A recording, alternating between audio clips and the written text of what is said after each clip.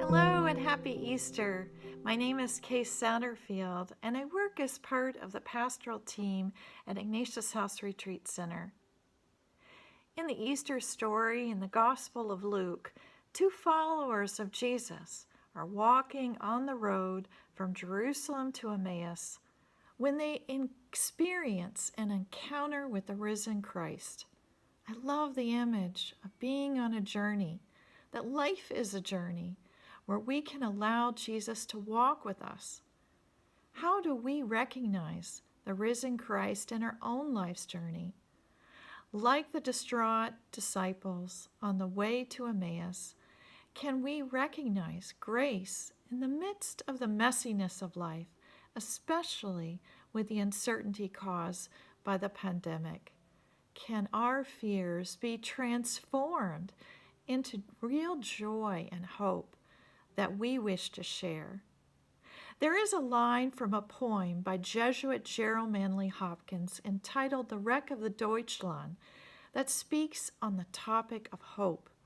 Hopkins wrote the poem in response to his own struggle in understanding why God had allowed 5 nuns to die when the German ship Deutschland went down in 1885.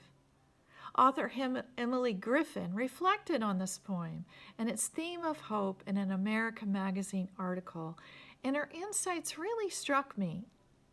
The poem states, "Let him Easter in us." In this case, Easter is a nautical term.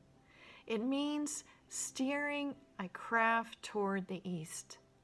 By walking with Christ, letting him Easter in us, we allow Christ to lead us, to turn us in the right direction. The poet Hopkins was a man plagued by frailty and weakness, not just physical but psychological as well. At times he would plummet into an abyss of darkness, what he called cliffs of fall. The steep dropping off places of the soul seem worse than any physical distress. This, therefore, was Hopkins' prayer, his hope. Let him Easter in us, be a dayspring to the dimness of us. When I let Christ Easter in me, I'm changed in ways I do not fully understand. Christ can transform my attitude, give me a simpler outlook, a more childlike hope. Hope is not certainty. Hope is not subtle cheerfulness. Hope is sometimes described as hope against hope.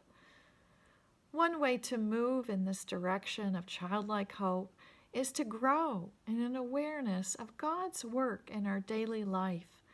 Can we choose to notice and appreciate the beauty of nature, the kindness of a friend or stranger, the Bible verse or song that really strikes a chord, the love of family or church? Grace can also be experienced in times when we feel hope and disappointment or deal with trying times patiently, like with the current pandemic.